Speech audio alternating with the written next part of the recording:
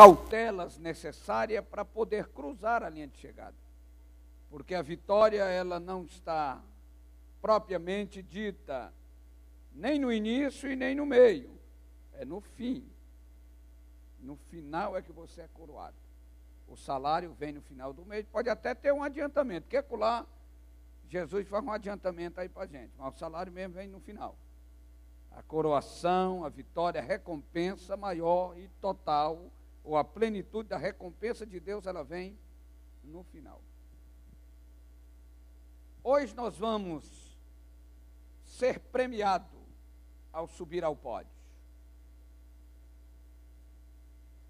Essas 3 etapas já aconteceram, ou estão acontecendo. A convocação é real.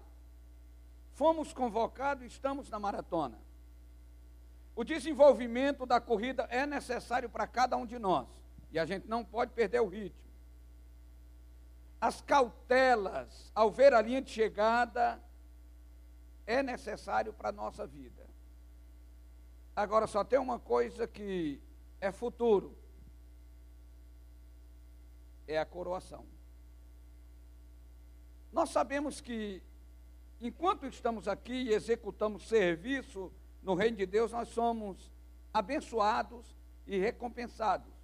Mas isso aqui ainda não é a recompensa propriamente dita de Deus para nós. Isso aqui são uns bônusinhos que Ele vai dando para a gente, resolvendo as coisas por aí, se alegrando enquanto o maior vem. É o nosso vale que a gente pega para depois lançar mão daquilo que Ele tem para nós. E aí a gente aprende que Deus não deve nada a ninguém. Se você vier para a igreja e disser glória, já vai receber. Não tem jeito, porque Ele não fica devendo nada a ninguém. Você pode até só vir, nem abrir a boca, só ir vir, o nome de Deus já é glorificado, o do diabo é envergonhado e você é recompensado. Porque Deus não deve nada a ninguém. Então a recompensa de Deus para os dias de hoje é uma, e a recompensa de Deus, como a recompensa final, é outra. Mas para que haja essa recompensa final, nós vamos precisar entender algumas coisas aqui essa noite. Lemos a carta de Paulo à igreja de Corinto. Nós falamos que Paulo, ele foi um dos maiores educadores, o maior implantador de igreja, um dos maiores teólogos, um dos maiores pregadores, um dos maiores missionários. Paulo era perseguidor da igreja do Senhor. Paulo nasceu e cresceu em Tarso, uma cidade grega no Mediterrâneo, hoje a atual Turquia. Paulo era fariseu, filho de fariseu, e afirmou ter aprendido aos pés do afamado rabino fariseu, chamado Gamaliel, neto de Hilel. Paulo era de uma família bem-sucedida.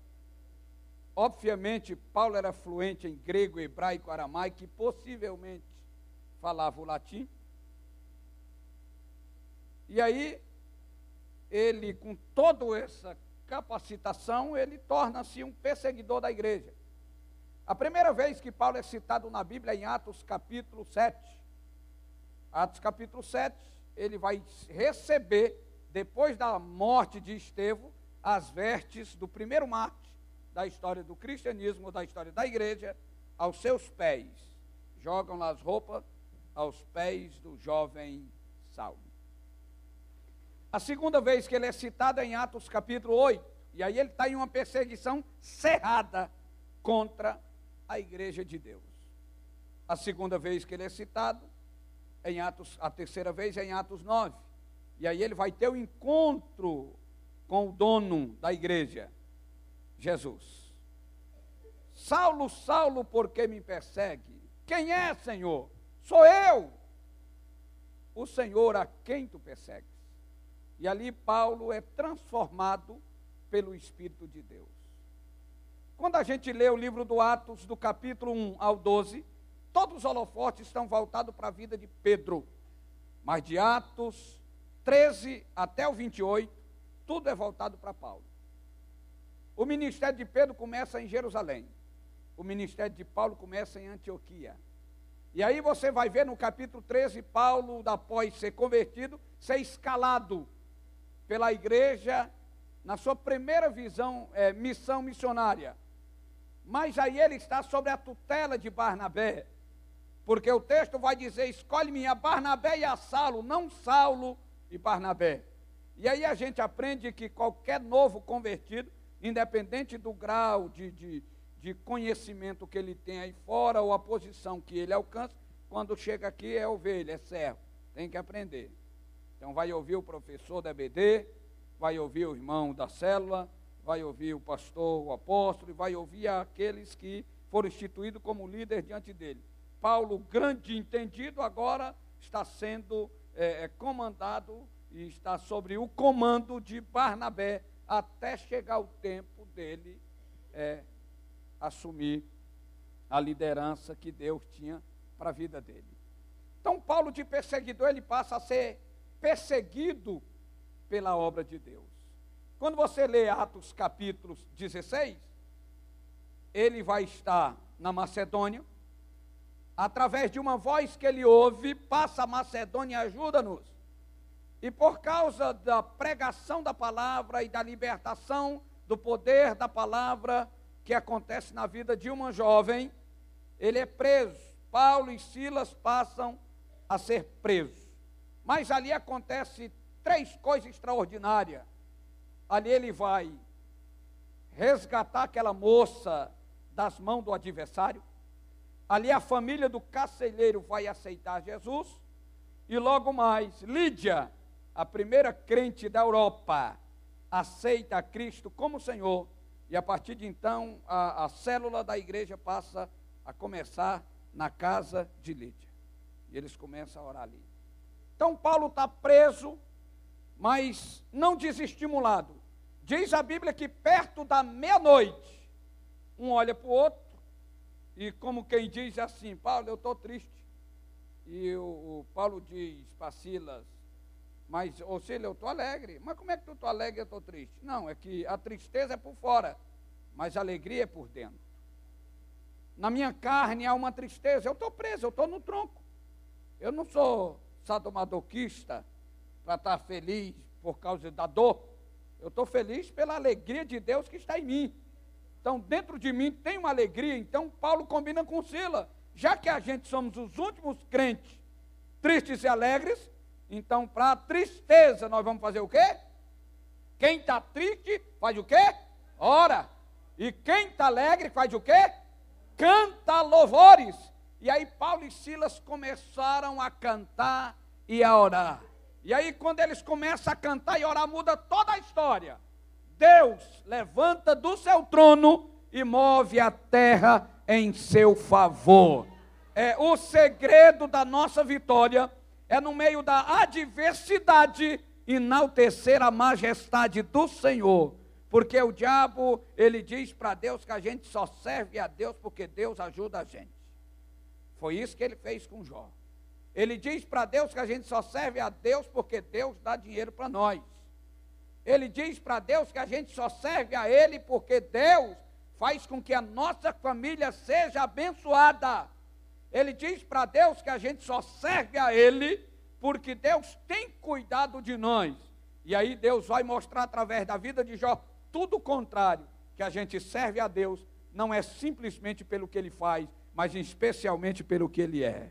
Independente do que Ele possa fazer ou não, nós continuaremos servindo e enaltecendo a pessoa de Jesus.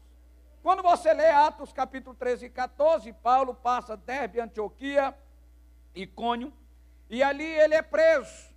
E deram uma surra tão grande em Paulo que ele desmaia, ele fica como morto.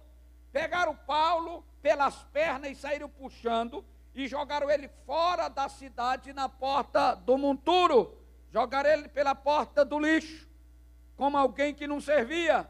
Mas a Bíblia diz que os discípulos vieram a ele e não diz que orou, mas onde tem crente tem oração. E aí a gente acredita que eles oraram por Paulo, Paulo se ergue daquela situação, e aí ele volta em todos aqueles lugares que ele sofreu, e disse assim: olha, eu regresso a esse caminho, eu faço essa rota novamente, é para mostrar aos discípulos que o reino de Deus convém herdar através de muitas tribulações. Tribulações não vai tirar você do reino, tribulação vai acrescentar na tua trajetória no reino do Senhor. Mas quando ele escreve aos Coríntios, capítulo de número 11, a partir do verso 24, ele vai prestar um relatório do que ele passou. Ele vai dizer que foi perseguido dos judeus, das nações, sofreu naufrágio, foi apedrejado, esteve preso, passou fome, foi perseguido dos falsos irmãos, foi perseguido da nação. Aí ele vai dizer que recebeu dos seus irmãos judeus 5 quarentenas de açoite menos uma, 195 chibatadas. Paulo sofreu de um chicote chamado flagelo, composição de osso, chumbo e couro cru de animal. Essa era a composição desse chicote. E aí, cada batida que dava abria valas no seu corpo. Segundo os especialistas, dizia que a quarentena era suficiente já para deixar o cara desnorteado. Se passasse de uma quarentena, o indivíduo ficava maluco ou morria, ou perdia todo o seu controle digestivo, e aí era uma desgraça. E aí qual foi a estratégia do algoz? Eles vinham e dava 39 chibatadas. 39 não conclui a quarentena. Se tivesse um intervalo, dava direito deles voltar e começar tudo de novo, porque não foi concluída, tinha que ser interruptamente. Pá, pá, pá, pá. Quando batia 39, vou beber. Segura aí que eu vou dar uma bebida, vou beber que estou com sede. Aí, nesse intervalo, rompia, dava o direito dele voltar e começar tudo de novo. O que aconteceu? 5 quarentenas de açoite menos uma, 195 chibatadas. Agora, vamos ver o que Paulo achava desse negocinho, porque às vezes a gente fica reclamando de cada bobice, né? Então vamos ver o que Paulo achou desse negócio de apanhar de chicote, negócio de ser preso, sofrer naufrágio, andar nu, passar fome. Vamos ver o que ele achava desse trem aí. Quando ele escreve aos Coríntios, 2 Coríntios capítulo 4, versículo 16, 17 e 18, ele vai dizer: irmãos, não desfaleçamos, ainda que o nosso homem exterior se corrompa, contudo, o interior se renova a cada dia, porque a nossa leve e momentânea tribulação produz em nós um peso de glória muito excelente, não atentando nós para as coisas que se vê, mas para as que se não vê, porque as que se vê são temporais e as que se não vê são eternas. E agora, mas olha o que ele vai dizer. Primeira carta de Paulo aos Coríntios 4:8. Quem pode ler aí? Quando eu mandar parar, tu para, e depois tu prossegue quando eu pedir para você prosseguir. Vê o que a gente acha aí, o que Paulo está inventando de ideia aí. Pode ler, começa aí. Espera aí, 8, segundo. Não, segunda carta aos Coríntios, capítulo 8, verso 4, verso 8. Segunda carta de Paulo aos Coríntios, 4, 8. Olha aí, olha que espetáculo. Isso aqui deixa a gente despido da nossa vergonha em desculpas. Olha o que ele vai dizer. Começa. Pronto, segura aí.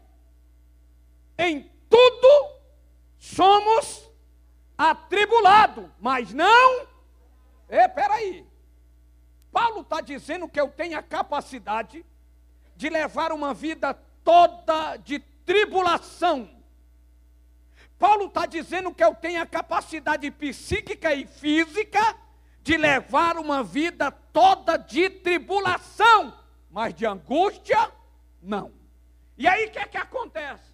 Sabendo Deus que a tribulação não mata ninguém, mas prepara para ser coroado e subir ao pódio e ser abençoado, ele vai usar Paulo para dizer: em tudo eu venho para a igreja, eu sou atribulado.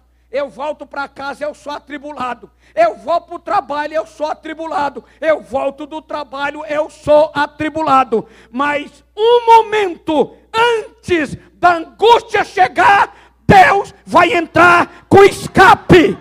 Pode dizer para o teu irmão: tribulação sim, angústia não. A angústia pode até se abater sobre a tua vida, mas ela não vai permanecer, porque a mão de Deus vai arrancar ela e vai te levar a um patamar de alegria e de vitória. Em tudo eu sou atribulado, angustiado jamais. Fala para quem está do teu lado: você vai passar pela angústia, mas a angústia na tua vida é momento, é passagem. O que vai prevalecer na tua vida é a mão de Deus, é o Espírito do Senhor, é a vitória de Deus na tua vida. É isso que vai permanecer.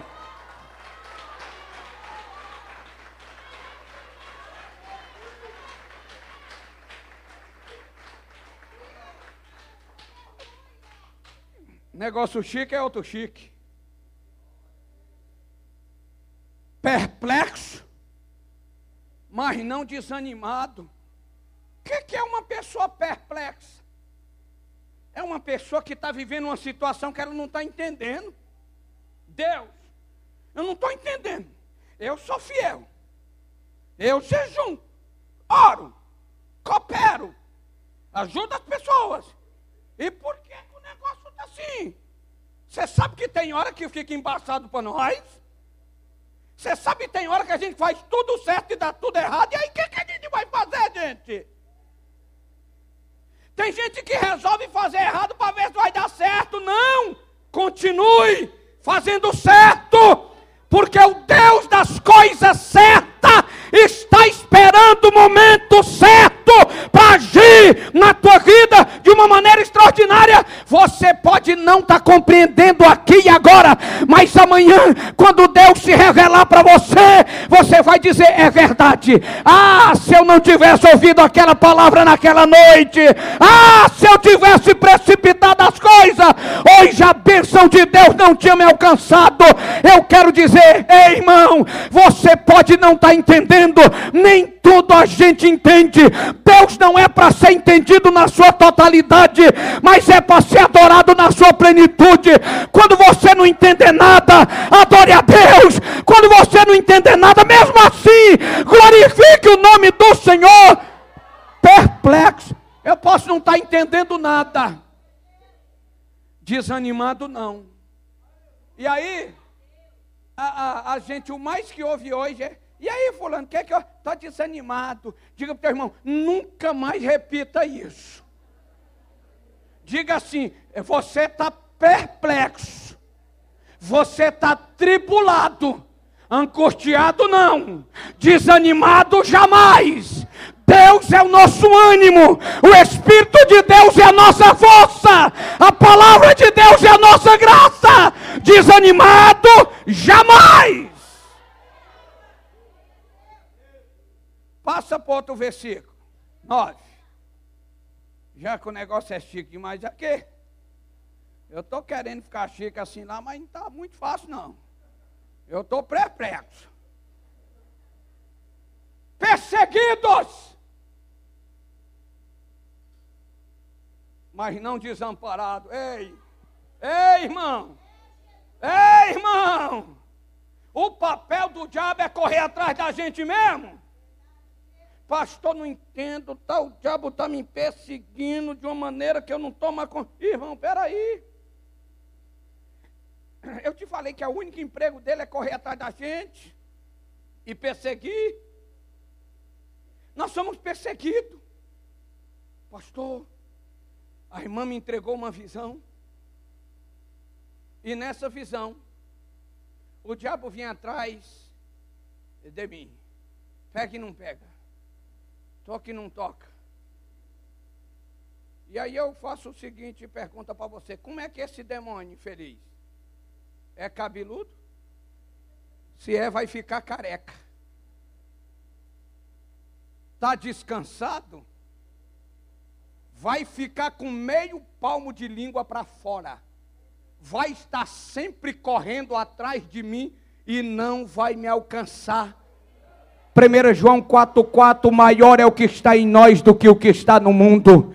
1 João 5,18, aquele que é de Deus, o diabo não vai tocar. Eu não falei empurrar, eu falei tocar. Deus não vai deixar nem sequer ele te tocar. Perseguido, desamparado não. Tem um amparo de Deus, tem uma proteção de Deus. A escolta de Deus está na tua cola. Os anjos do Senhor acampam em volta de você. Tudo para te levar ao local da vitória. Aí ele vai dizer, abatido? Sim, mas não destruído. O que é uma pessoa abatida? É uma pessoa que foi vencida. Perdeu um combate, perdeu uma batalha, o cara foi nocauteado. Mas peraí, abatido sim, morto? Não. Você pode virar o jogo aqui e agora. Você pode virar o jogo da tua vida hoje, nesse lugar. Porque você pode até estar abatido, mas destruído, não. Se você estivesse destruído, não estaria aqui, mas está aqui justamente porque foi abatido na trajetória, na batalha, mas o Espírito te trouxe aqui para dizer, olha, tem uma esperança, você não está destruído. O Deus da esperança te trouxe aqui, o Deus que te levanta, que te capacita, que te ergue, te trouxe aqui para dizer, há uma saída, há uma solução. Abatido, destruído, jamais. Isso aí é Paulo dando essas ideias para a gente. Porque a gente vê cada coisa sem graça, né? Gente reclamando de cada coisa aí, sem nexo nenhum. E aí, quando se lê a Bíblia, a gente fica arrasado. Quando ouve a questão de Paulo. Por exemplo, Paulo hoje, para a nossa teologia, ele nem pregava nas nossas igrejas. Porque pela teologia de hoje, Paulo foi o cara mais derrotado da história. Porque quando Paulo vai escrever a segunda carta, ou a carta dele a Timóteo, em especial a segunda, Paulo está preso. A sua segunda prisão em Roma, a primeira foi domiciliar, mas a segunda foi na masmorra, salubre e fria. Ele só vai sair dali para martírio, para morte. Mas aí ele vai escrever a Timóteo, combati o bom combate, acabei a carreira, guardei a fé. Agora só me resta a coroa que o justo juiz me dará naquele grande dia. Não só a mim, mas o apóstolo, mas cada membro que está aqui, todos aqueles que amam a pessoa de Jesus Cristo. Até nisso Paulo lembrou de incluir as nossas vidas. Eu estava lá, na ideia dele. E aí ele morreu, olha bem. Pobre, sem roupa, sem ninguém ao seu favor. Quando ele foi preso, ele estava, acredita-se que ele estava em Troade, na casa de Carpo. E aí a escolta romana pega ele de susto, não deu nem tempo ele se arrumar, levaram o cara. Mas quando ele está preso, que vai se aproximando ao inverno, ele escreve para Timóteo dizendo, olha, quando fores ter em Troade, passa na casa de Carpo e traz para cá a minha capa, porque o negócio pega aqui no inverno. Traz para mim os meus livros, especialmente os meus pergaminhos. Até na hora da morte o cara quer ler. Até na hora de morrer o cara quer conhecer quem é Jesus Cristo. E aí o cara está lá. Quando chega o dia da morte dele, Paulo sai da masmorra para ser julgado. E aí Paulo contava no coração dele, pelo trabalho que ele prestou, ele estava pensando assim, caramba, quando entrar naquele auditório, o que vai ter de crente lá me esperando? Vai ter crente de Éfeso, vai ter crente de Corinto, vai ter crente de Colosso, vai ter crente de todo lugar para me defender nesta acusação e tá. Mas quando se abre as portas do salão do julgamento, que Paulo olha o plenário, não tem um crente. E aí Paulo vai dizer, na minha primeira defesa, ninguém foi ao meu favor.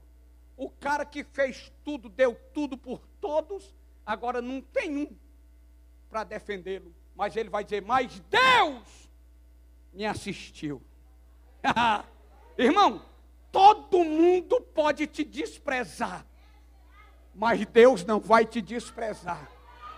Você pode até se decepcionar com o pastor, com o líder da célula, você pode se decepcionar com o pai e com a mãe, mas eu quero garantir para você, Deus não vai te decepcionar. Ao contrário, Ele vai dizer, possa ser uma mãe que carrega o filho 9 meses dentro da sua barriga, ainda assim ela esquecer do seu filho, mas todavia eu jamais me esquecerei de ti. Ele vai estar sempre lembrando de nós. E aí,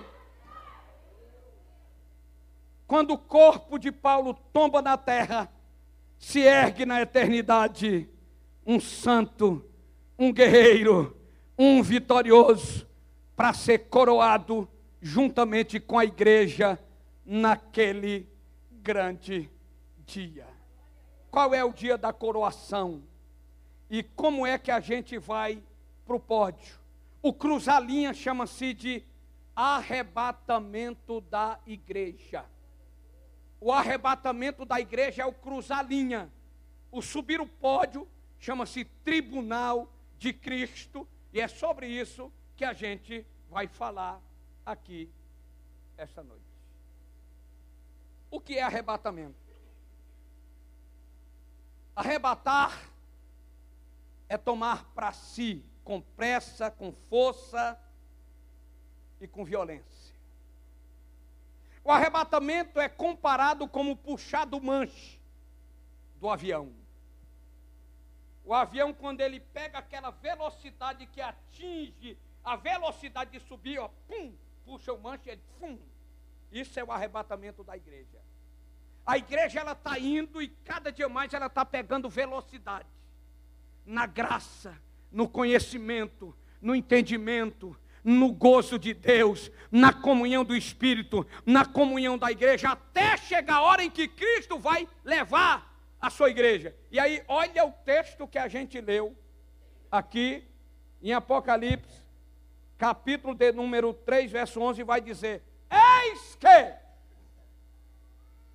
venho sem demora, guarde o que tens, para que ninguém tome a tua coroa. A coroa aqui não é sua esposa e nem o seu esposo. A coroa aqui é a recompensa de Deus para nós. É algo que Ele vai nos agraciar depois do arrebatamento da igreja. O que é que nós vemos aqui? Aqui a gente vai aprender algumas coisas. Primeira coisa que a gente aprende aqui é que nós precisamos estar atentos. A vinda de Cristo nunca é associado como um estado de sono, mas sempre é um estado de alerta. Eu preciso estar apercebido. Quem dorme, perde o sentido da vida. Quem dorme, perde a noção do tempo. A psicologia divide o sono em 2 períodos: sono, o REM e o não REM, ou paradoxal. Sono leve e o profundo. É nesse período que a gente sonha. Toda noite tu sonha. Mas por que eu não lembro? É porque você cai daquele período de sono pesado para o sono leve e a tendência é apagar. Mas se você acorda imediatamente após o sono profundo, você lembra de tudo que sonhou. Mas se você cai para o leve, aquele relaxar faz com que você apague. Esqueça o sonho. Isso quando é sonho do homem. Porque o sonho é proveniente de várias coisas. É do cansaço, é da barriga cheia, é da fadiga do dia, é daquilo que você ficou pensando, é daquilo que você ficou olhando, é daquilo que você ficou desejando. Tudo isso pode acarretar na questão dos sonhos à noite. Mas quando o sonho é de Deus, você pode acordar no sono profundo ou leve, nada vai apagar. o sonho vai continuar nítido na tua mente, como que fosse uma visão a olho nu, a olho aberto, e você pode contemplar aquela visão. Então, nós vemos aqui quem dorme. Tem gente que ele dorme tanto, e o sono dele é tão profundo que você entra no quarto dele, muda a cama de lugar, limpa o guarda-roupa do cara, quebra os enfeites do armário, e o cara está lá roncando. O sono é... E aí, quem dorme perde então o sentido. Não sabe o que está acontecendo em sua volta. E aí, por isso que a vinda de Cristo nunca é associada com um período de sono. Já outro não. Outro ele tem um sono tão leve, que aí a pessoa já sabe, ele vai assim. Parece até um ladrão. O ladrão oficial de casa. Quando ele vai abrir na porta, ele esqueceu de colocar óleo. Que foi? Que é? O cara acorda. Qualquer coisa, ele acorda. Em contrapartida, do outro, você pode. Meu amor, pega aqui, vamos levar essa criança lá para outro quarto. Bota lá, o cara não está nem aí. Então, dormiu, perde o sentido de direção.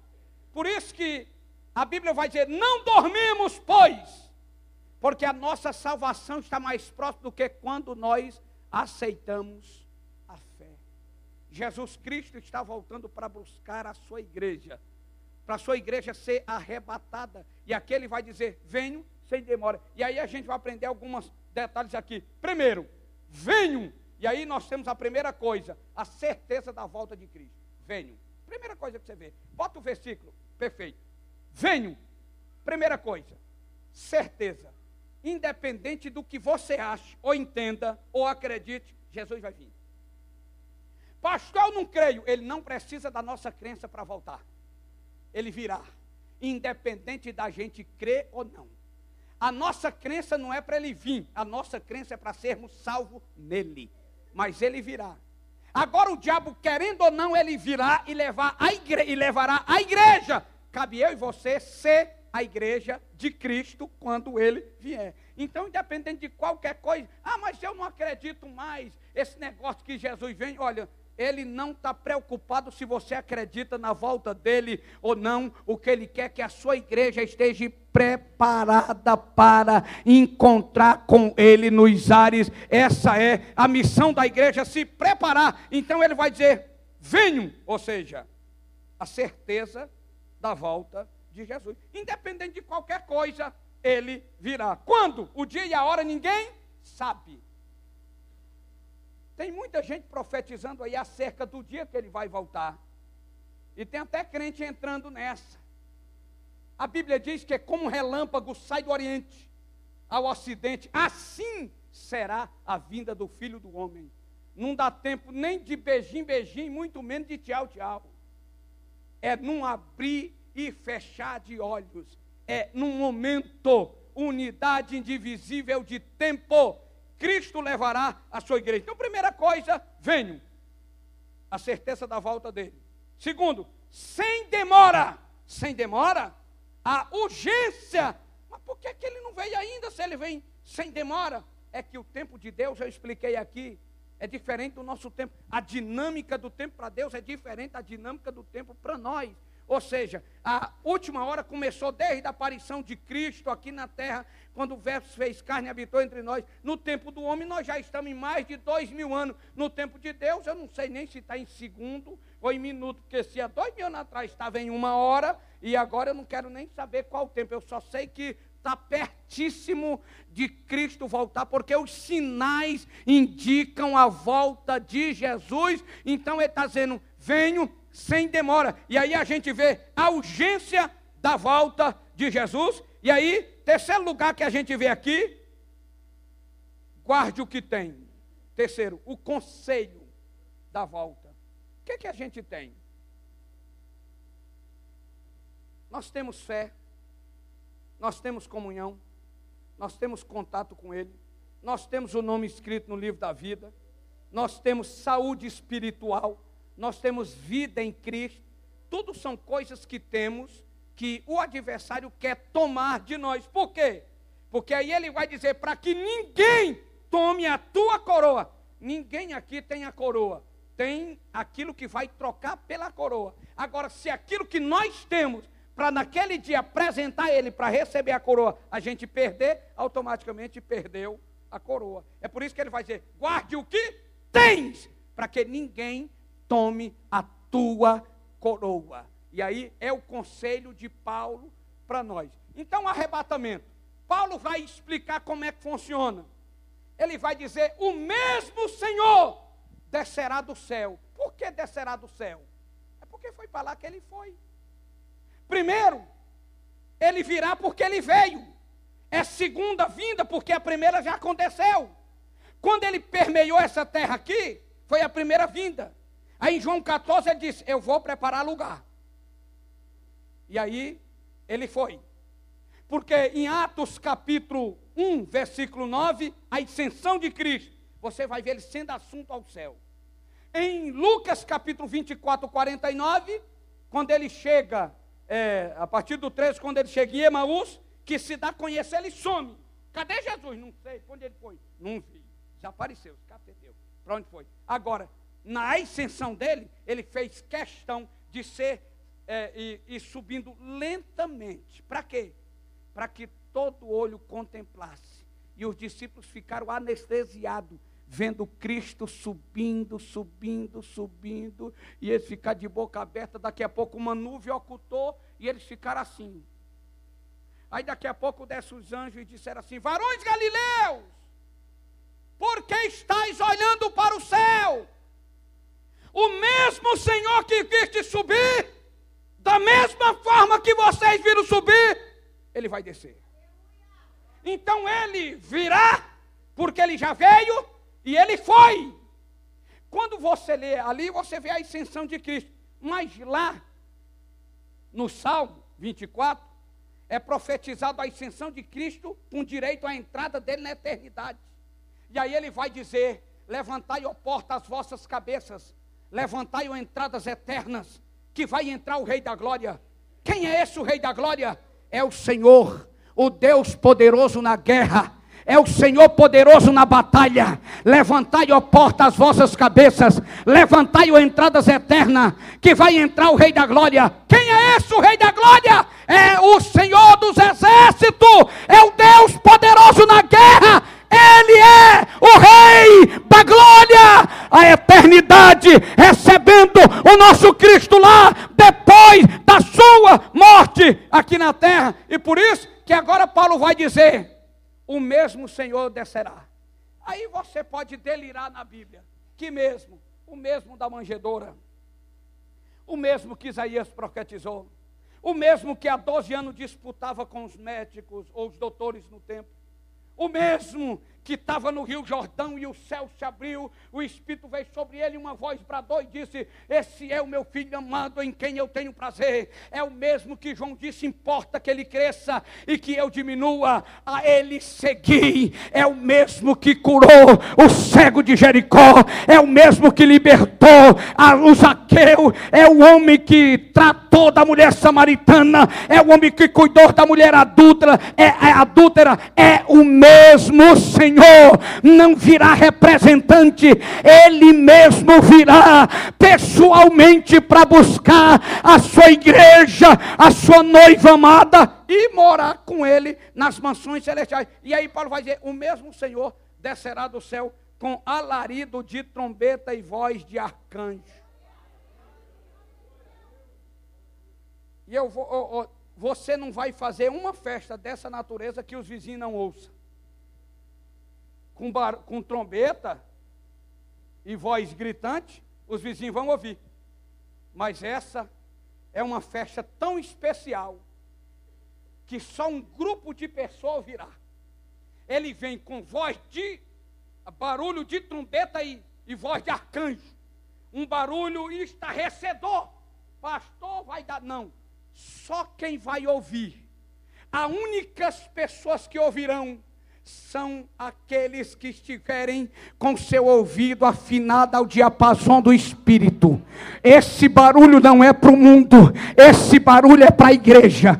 Só a igreja ouvirá, só os que estiverem em comunhão com Cristo ouvirá esse barulho, porque o barulho não é a trombeta do Apocalipse, do castigo, mas é a trombeta do arrebatamento para levar a sua igreja. E aí ele vai dizer, porque a trombeta tocará e os mortos ressuscitarão incorruptíveis. E aí deixa eu te falar, desde Adão até o presente momento, tudo que é morto em Cristo, Maria, Pedro, João, Isaac, Jacó, quem acha que Maria está intercedendo se lascou. Maria nem sequer ressuscitou ainda. Ela vai ressuscitar. E detalhe, no céu não tem ninguém esperando a igreja, não. O céu não é desordem. Vai entrar todo mundo junto e no mesmo dia. Lá não vai ter negócio de dizer, camarada, eu estou aqui há 3.000 anos, tu chega aqui e já quer sentar na janela. Não tem isso, não. O toque da trombeta vai levantar desde o Éden até o presente momento aqueles que morreram em Cristo. Para quê? Para subirem junto para as mansões celestiais, para encontrar com o Senhor. Então ele vai dizer, a trombeta tocará e os mortos ressuscitarão incorruptíveis. Aquele corpo mortal, aquele corpo de pecado, aquele corpo de tragédia que desceu à sepultura, não é esse que vai se erguer. O corpo que vai se erguer é um corpo que não tem limitação, é um corpo idêntico ao corpo de Cristo, é um corpo transformado, é um corpo trabalhado pela glória e pela eternidade de Deus. Aleluia! E eu quero te dar uma notícia. Você que tem dificuldade de emagrecer, você que tem defeito no corpo, falta algum negócio no corpo aí. Mas pastor, isso é de nascença, eu já nasci sem o dedo. Diga para o irmão que está do seu lado. No arrebatamento, nenhum corpo se erguerá com defeito. Nenhum. E aí, meu irmão? Se alguém te chamava de feio, vai rachar a cara, porque todo mundo parecido com o outro, é a mesma coisa. Tu é bonito, eu sou bonito, nós somos bonitos, toda a igreja é bonita, a aparência é a mesma, o Senhor é o mesmo, o céu é o mesmo, as vestes são as mesmas, a glorificação são a mesma, o carro do arrebatamento é o mesmo. Talvez tenha alguém aqui que pode levantar a mão e dizer assim, pastor, eu louvo a Deus que eu nunca peguei um ônibus.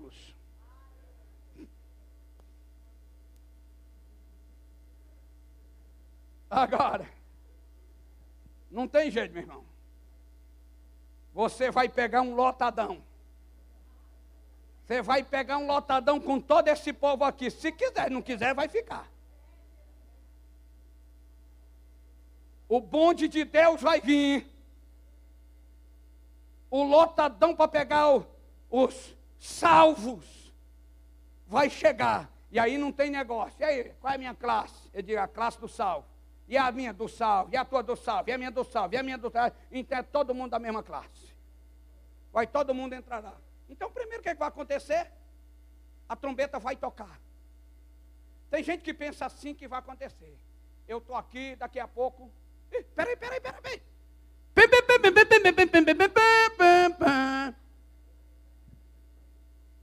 Mãe! Corre, mãe! Que foi? A trombeta acabou de tocar! Chama papai! Avisa o Cláudio que a trombeta tocou! Não, ei! Dá tempo não. Não dá tempo para avisar o Cláudio. Pega o Cláudio hoje. Avisa o Tonildo, o Beto, o Carlos, o Bento, a Rogélia. Avisa esses camaradas e essas moças hoje. Porque depois que a trombeta tocar, já foi.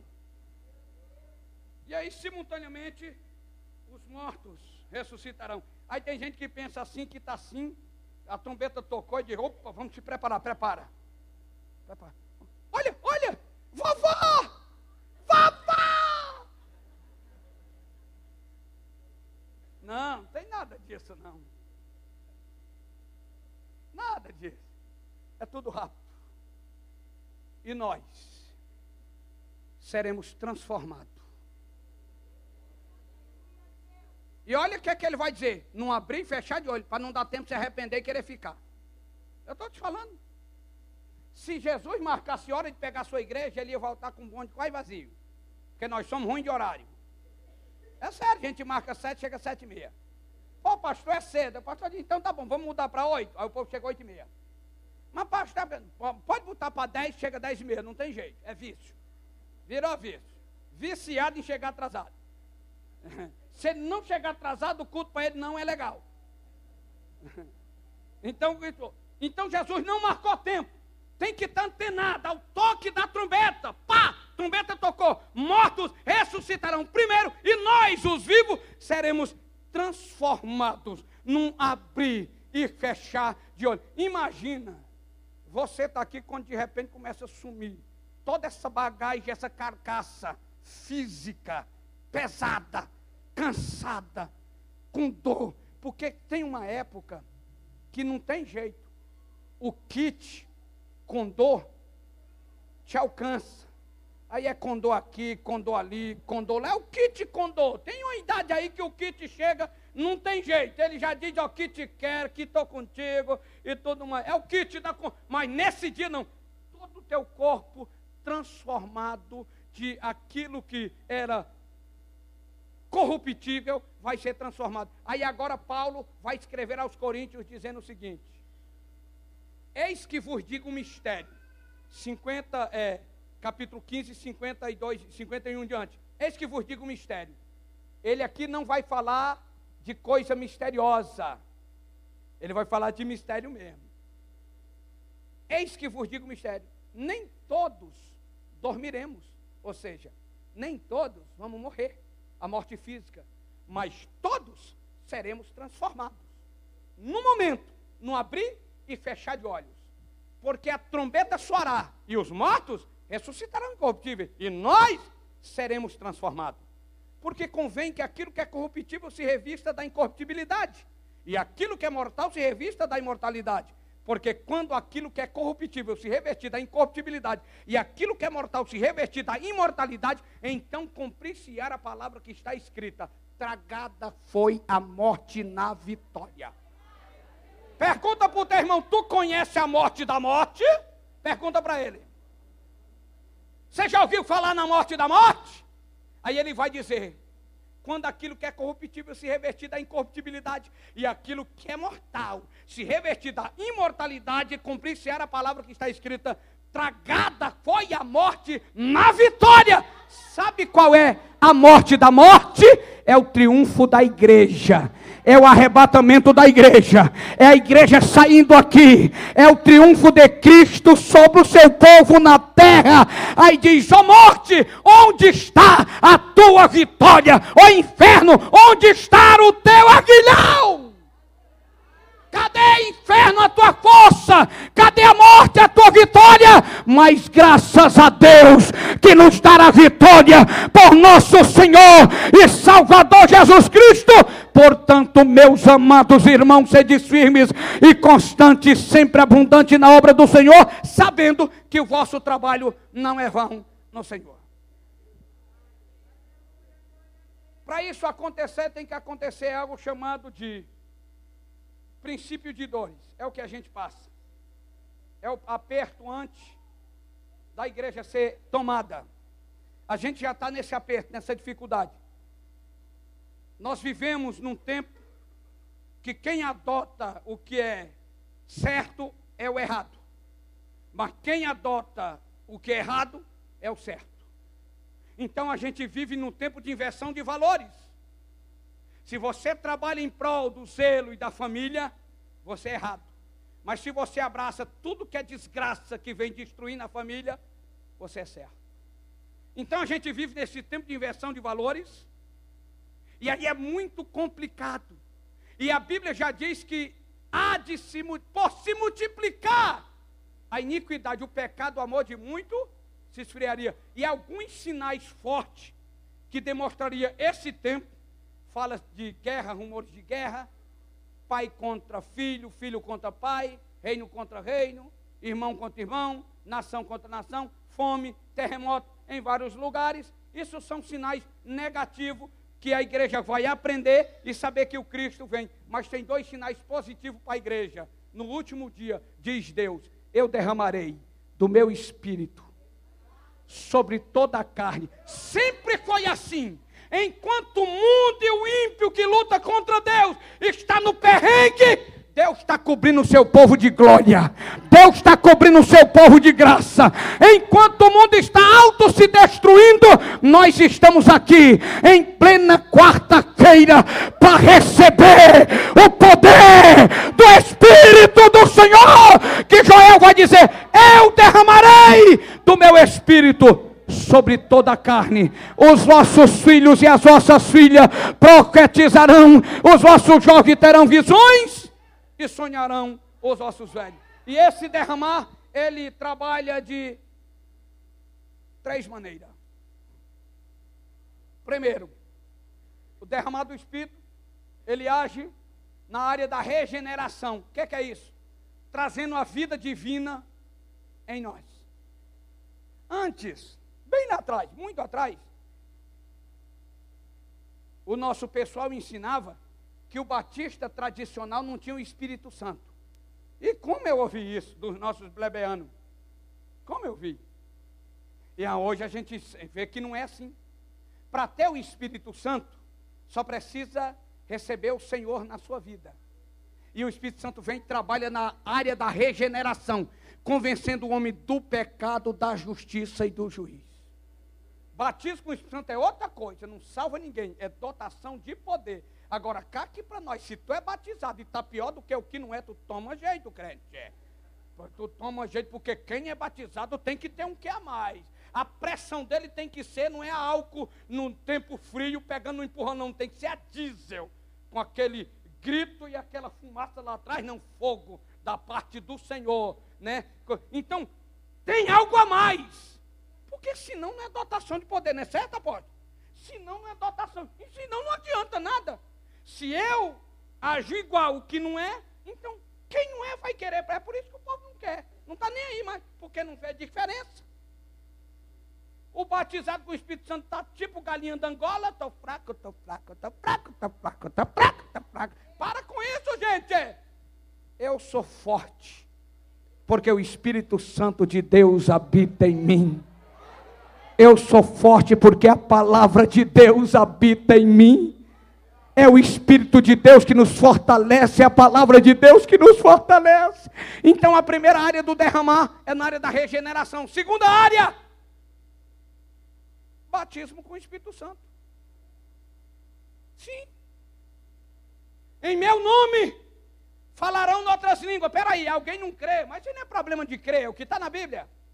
Que aconteceu um fenômeno sobrenatural no dia de Pentecostes, claro. Até hoje estão tentando entender se o que aconteceu foi no ouvido de quem ouvia ou foi na boca de quem falava. Porque no dia do Pentecostes foram falados todo tipo de idioma, em contraste à Torre de Babel, que Deus confundiu toda a terra, mas no dia de Pentecostes ele trouxe a compreensão a toda a terra por meio da igreja ali. E aí se fica ali, tudo bem. Mas para frente Paulo vai dizer, ei, quem fala em mistério, não fala aos homens, mas fala a Deus e edifica a si mesmo. E aí ele vai repreender a igreja de Corinto, que era tão bom falar em mistério, que ele só queria falar em mistério. Eu disse, gente, se vocês levar o culto só em falar em mistério, ninguém vai entender nada. Então você edifica, mas quem está no teu lado não se edifica. Então tem a palavra que precisa ser ouvida para edificar a todos, que é a profecia. Ele diz, buscar primeiro os melhores dons, a profecia. E essa aqui é a profecia infalível, que edifica, que exorta, que consola, que enaltece a igreja, que enriquece a igreja. Essa é, então, dotação de poder por meio do Espírito Santo. Batismo com o Espírito Santo, para você falar em outras línguas. Quem é batizado com o Espírito Santo aqui? Quem é? Só, levante a mão assim mais. São muitos. Então tem muito pouco barulho aqui. Tem pouco barulho aqui para tanta gente batizada, né? Quem não é, levante a mão. Pode baixar.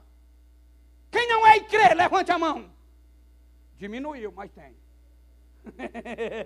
Diminui. Deixa eu te falar. Eu não preciso te empurrar. E eu não preciso falar língua no teu pé de ouvido para tu falar. O Espírito Santo vai te achar. Eu já tenho casos, não é só um, de pessoas que foram batizadas dormindo. Ele teve um sonho, e acordou no e rodou no poder e está até hoje falando em mistério. Pessoa foi batizada na empresa, no banheiro, em casa, andando e tal. E na igreja também. Agora, você precisa querer e crer. E a hora e o local, deixa com Deus. Não te espanta. Agora, olha o que a Bíblia diz. Todos foram cheios do Espírito.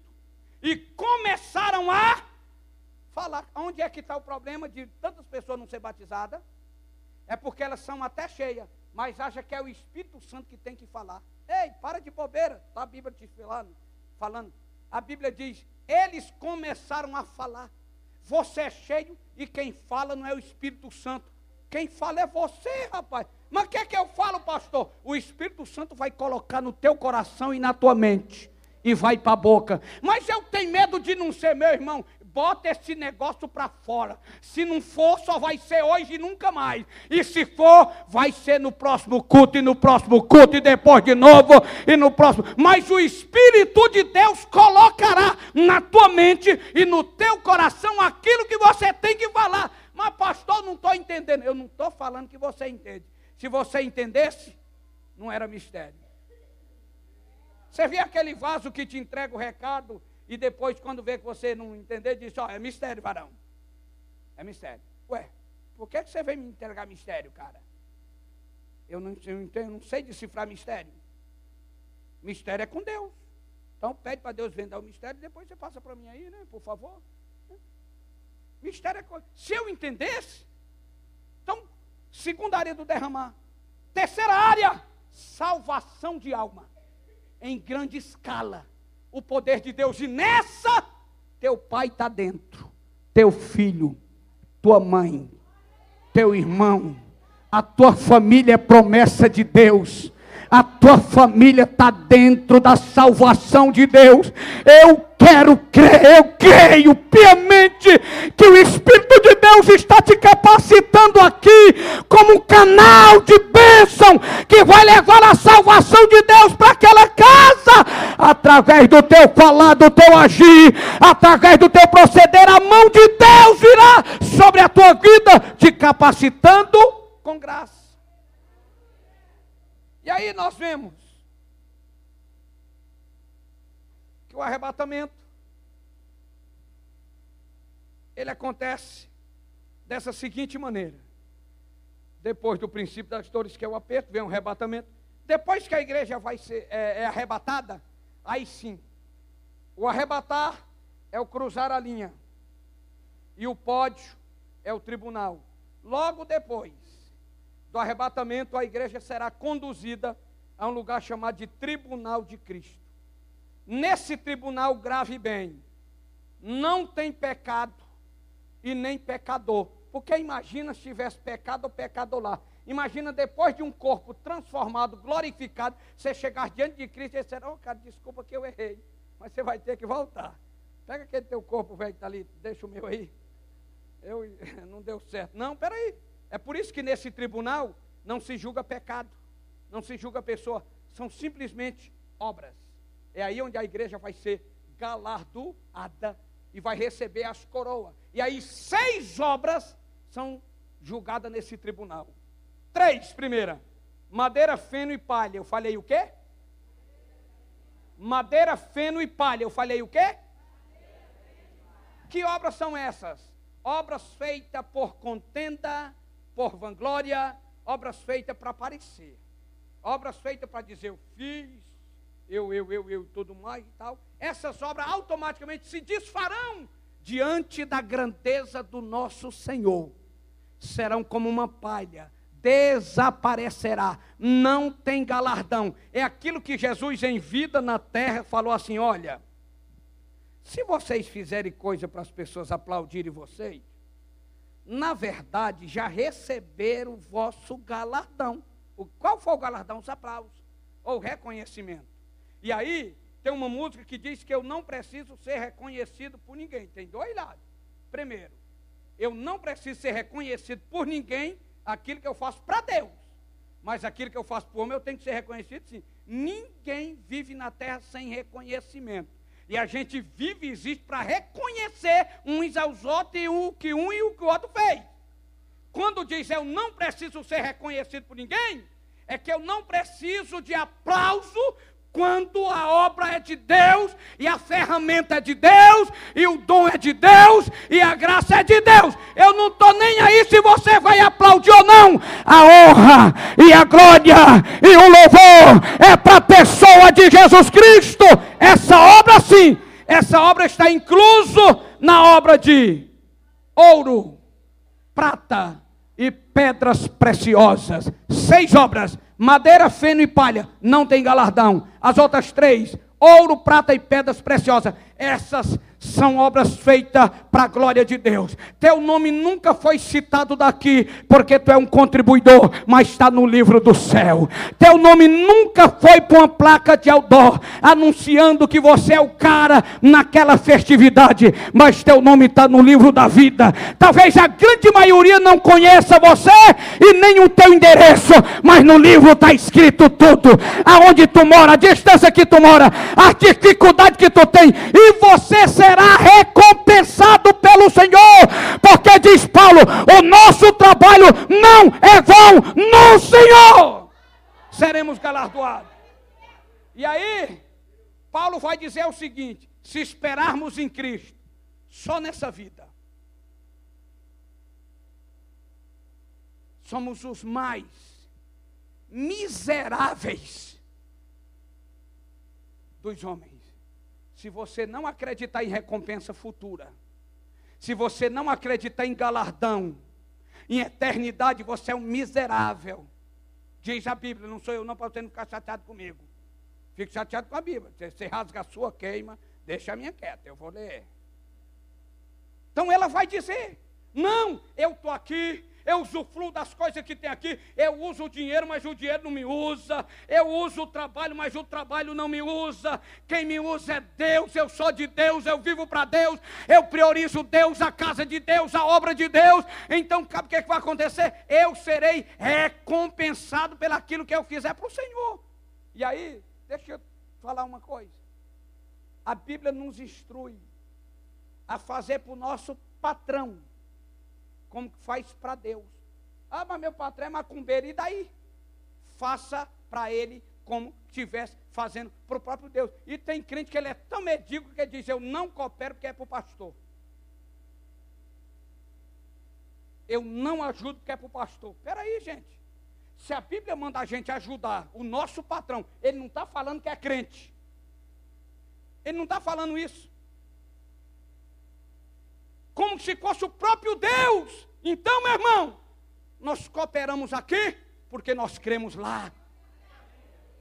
E aí, eu aprendi outra coisa na Bíblia, que não existe coração convertido e bolso desviado. Toda pessoa que Deus converte o coração, a carteira vira crente. Todo. Quer passagem bíblica? Onde estiver o seu tesouro, ali está o teu coração. Hã? Quer mais? Onde é que está teu tesouro? Hã? Em Deus? Então é ali que o teu coração está. O meu coração está nele. Então o arrebatamento da igreja é real. A coroação da igreja é verdadeira. E aí Paulo vai dizer, o mesmo Senhor descerá. E aí, para encerrar, eu quero falar 2 verdades e eu vou orar. Primeiro, é que o Cristo que virá não será mais na condição do Cristo que Isaías apresenta para nós. Isaías 53. Quem deu crédito à nossa pregação? A quem se manifestou o braço do Senhor? porque foi subindo como renovo perante ele, como raiz em uma terra seca. Não tinha parecer e nem formosura. Olhando nós para ele, nenhuma beleza vimos para que o desejássemos. Era desprezado. E o mais indigno entre os homens, homem de dor e experimentado no sofrimento, pelo qual os homens escondiam dele o rosto. Era desprezado e não fizeram dele caso algum. Mas, verdadeiramente, ele levou sobre si as nossas dores e as nossas enfermidades levou sobre si. Contudo, nós o refutamos como aflito, ferido de Deus e oprimido, mas ele foi ferido por causa das nossas transgressões e moído por causa das nossas iniquidades. O castigo que nos traz a paz estava sobre ele, e pelas suas pisaduras nós fomos sarados. Todos nós andávamos desgarrados como ovelha, cada um desviando pelo seu próprio caminho, mas ele, o Senhor, fez cair sobre ele, Cristo, todas as nossas iniquidades. Sabe por que é que você está aqui? Por causa do Isaías, que é o Messias que Isaías apresentou, um Cristo sofrido, experimentado no trabalho, depauperado, que teve fome, que passou sede, que foi oprimido, que foi pressionado, que foi condenado injustamente. Esse é o Cristo que Isaías vai profetizar, o aspecto de Cristo na cruz, ao Cristo com a cruz cravada à sua fronte, o sangue descendo, seu lado furado, e alguém passando e cuspindo e dizia: ué, tu curou os outros, resolveu o problema dos outros e não consegue resolver o teu? Isso foi o Cristo que Isaías profetizou. O tempo na terra já passou. O Cristo que nasceu na manjedoura, pobrezinho, onde os jumentos comiam, os animais se alimentavam, de uma mulher pobre, de uma cidade pequena e pobre, um pai representativo pobre. No dia da apresentação dele, da consagração dele em Jerusalém, ele entra num simples jumento, e aí o povo menospreza. Mas eu tenho uma notícia para nós esta noite: o Cristo que virá agora é o Cristo de João, é o Cristo que João viu, é o Cristo que ele viu em Apocalipse capítulo 19, verso 12. Ele vai dizer: eu levantei, olhei e vi um cavalo branco, e o que está sobre o cavalo branco chama-se a fiel testemunha, que julga e peleja com justiça. Os seus olhos é como chama de fogo, o seu rosto é como o sol do meio-dia, o seu cabelo é mais branco como a mais pura lã, da sua boca saía uma aguda espada. Seguia ele os exércitos celestiais, vestido de linho fino, branco e puro. Sobre ele tinha um manto, e na altura da sua coxa no manto estava escrito: Rei dos reis e Senhor dos senhores. Esse é o Cristo que a igreja virá. Pode aplaudir com garra, pode aplaudir com força. Esse é o Senhor que virá para coroar a sua amada e poderosa igreja. Você ainda crê? Você sabia que a expectativa era tão grande para a igreja primitiva do arrebatamento? Tem igreja que tem costume de Shalom, Adonai, boa noite. E aí, choque? Qual é, gente? Outra, Pai do Senhor, Pai do seu irmão. Costume, tranquilo. Qual era o costume da igreja primitiva quando via um irmão? Não, quando tu encontra um irmão na rua, o que é que tu faz? Como crente? Pai do Senhor, e aí? E se você fosse da igreja primitiva e encontrasse ele hoje, o que é que você faria? Um beijo do outro lado? Não. Então, havia uma expectativa tão grande. E aí você vai fazer pelo menos para 4. Nem precisa levantar. Vai descansar a cadeira, que ele está com raiva de você. Eu vou descer, que eu tenho que fazer para 4 também. Então a igreja primitiva havia uma expectativa tão grande, que quando ela encontrava um crente na rua, em qualquer lugar, no mercado, no shopping, qualquer lugar, ela apertava a mão assim e dizia: Maranata, Maranata. Deixa eu completar. Fala para a cota aí, irmão, deixa de ser molinga. Maranata, Labacandaraia, Maranata. Sabe o que a igreja estava dizendo? Vem, Senhor Jesus, sai do teu lugar, aperta a mão quem está do teu lado, sai de um lugar para o outro aí, faz assim, ó, entre um banco e outro, aperta a mão de Maranatá. Nesse aperto de mão Deus pode te bater. Meu Deus, o povo está devagar demais. Levanta desse banco, crente, pega alguém do teu lado aí, aperta a mão, aperta o pentecostal e diz Maranata.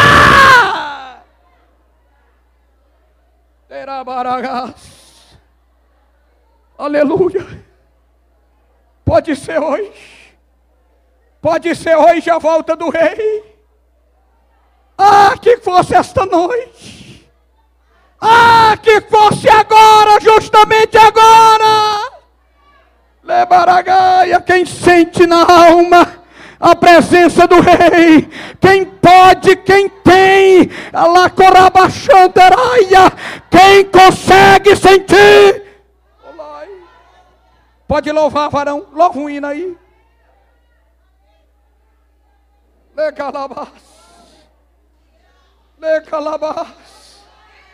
Vem, Senhor Jesus. Vem, Senhor Jesus. A igreja bíblica da fé está preparada. Vem, Senhor. Vem, Senhor Jesus. Aleluia. Pode louvar, varão.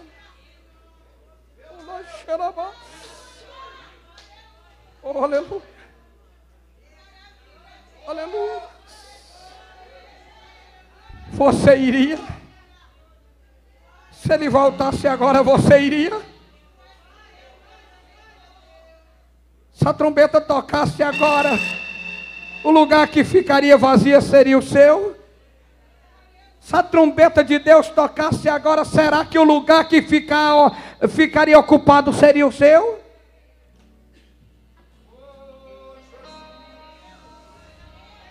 Aleluia. Pega a mão de alguém, fecha o corredor, vamos adorar o Senhor. Ele pode te renovar aqui e agora. Ele pode batizar você. Diga para o seu irmão, essa é uma corrente. E aqui não tem corrente negativa. A corrente aqui é toda positiva. É o Espírito de Deus que anda nessa corrente. É o Espírito do Senhor que está nela. Então esta noite você pode. Sai do hebraia.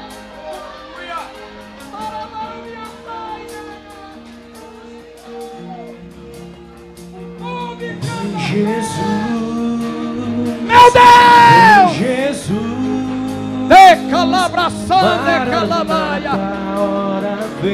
pode ser hoje, pode ser agora, meu Deus, vem Jesus, Maranata, hora vem Senhor Jesus, aleluia, vem Jesus. Vem Jesus, Maranata, hora vem Senhor Jesus. Se você está na dúvida da salvação, eu quero orar por você agora. Seja sincero com Deus. Eu quero orar por você. Você que pode louvar. Você que está nesse recinto e tem dúvida da salvação, eu quero orar por você agora. Sai do teu lugar aí, em nome de Jesus. Vergonhoso é ficar, mas hoje Cristo quer te restaurar. Hoje o Espírito Santo quer te reerguer. E eu estou falando é para crente. Crente que estão aqui, duvidosos da salvação. Sai do teu lugar e vem aqui agora. Traga ele. Traga ele. Pode trazer. Abre caminho. Abre caminho, irmão. Ajuda essas pessoas. É hoje. Adaragalabácia.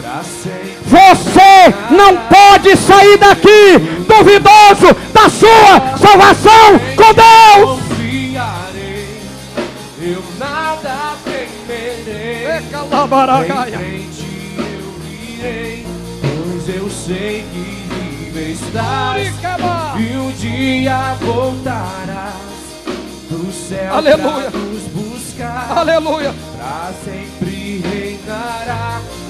Aleluia. Que quebra-labaraia. Venha, venha, venha.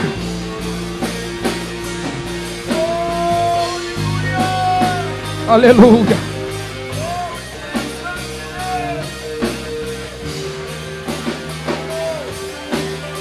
Olha para cá.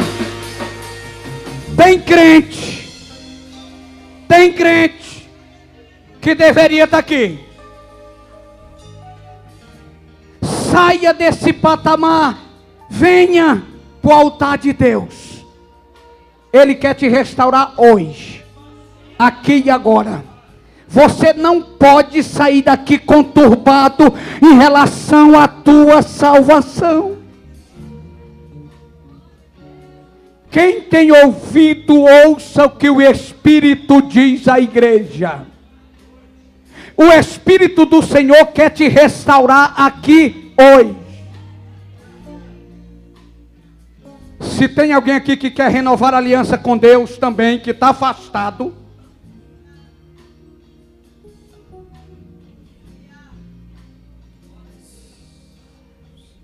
aleluia. Aleluia. Minha luz, a minha salvação, é a ti me render. Isso aí. Aleluia. Se ao teu Tem mais, irmão. Segura em tuas mãos. Está aqui a primeira vida, renovando a aliança com Deus, vindo para Jesus. O Espírito do Senhor que abriu esta campanha é o que está fechando hoje. Todos os dias da campanha, selado com salvação de alma. Está aqui a segunda pessoa. Decalabraçando Gourádia. Tu és digno de Decalabrabana. Oh. Só em ti confiarei, eu nada temerei. Em frente eu irei, pois eu sei que vive estás e um dia voltarás do céu pra nos buscar. Pra sempre reinará. Aleluia. Ei, calabrandoga.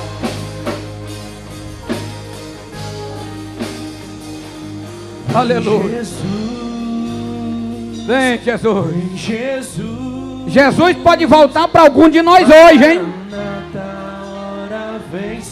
Ele pode não voltar para a igreja, mas ele pode voltar para algum de nós hoje.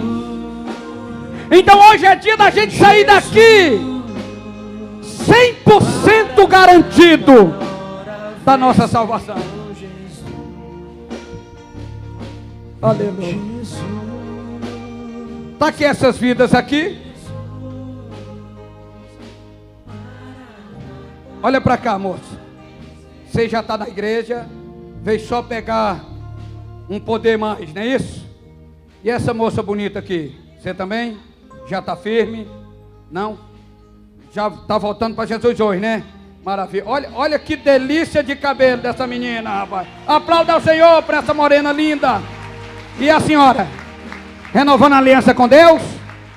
Já está, veio buscar. Está aqui a segunda vida voltando para o Senhor. Aceitando Jesus, nem filho de crente não é crentinho não, irmão. Toda criança que é filho de crente precisa confessar Jesus como o Senhor. Não esqueça desse detalhe. Viu? Então, 3 almas. E a senhora? Tá também? E você, bonitão? Hã? Tá Voltando hoje? É? Então faz assim. Está aqui, a quarta vida. Não, pode aplaudir com graça. Aleluia.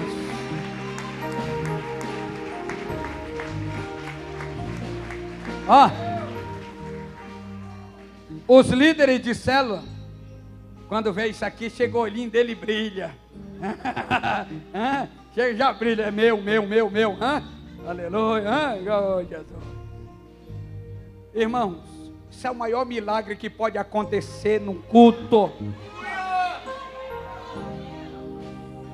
Médico não faz isso, dinheiro não faz isso, posição social não faz isso. O sangue de Jesus é que faz isso. O Espírito de Deus é que faz isso e confirma. Vamos orar por essas vidas. Amém? Pai, no nome de Jesus, obrigado por cada um dos teus filhos que vem diante do teu altar, na finalidade, ó Deus, de renovar a aliança contigo. Nós pedimos, ó Pai, em nome de Jesus, apaga todas as suas transgressões, escreve seus nomes no teu livro, dispensa o teu exército de anjos, para estar em volta dos teus filhos, das tuas filhas. A partir de hoje, Senhor, o Senhor é o Senhor na vida deles. Satanás perdeu mais uma vez, porque o teu nome é sobre todo nome. Da graça, da força, da garra e da ânimo. Que esta mesma alegria que inunda o seu ser, possa ser duradoura, possa amanhã estar no seu coração, depois, e quando eles estiverem aqui, aguardando a sua chamada, a alegria possa estar no coração de cada um deles. Nós te louvamos em nome de Jesus. Amém. Alguém vai pegar o nome deles. Se depois eles quiserem voltar para a segunda oração, que agora é a oração do manto, agora é a oração do renovo. Aí você diz assim: eu preciso de algo a mais. Eu não estou conformado com minha vida. Eu posso fazer mais. Eu sinto que eu tenho um potencial para me empenhar mais e servir ao meu Senhor com mais afinco e com zelo. E eu preciso então desse poder. Eu quero convidar você aqui à frente.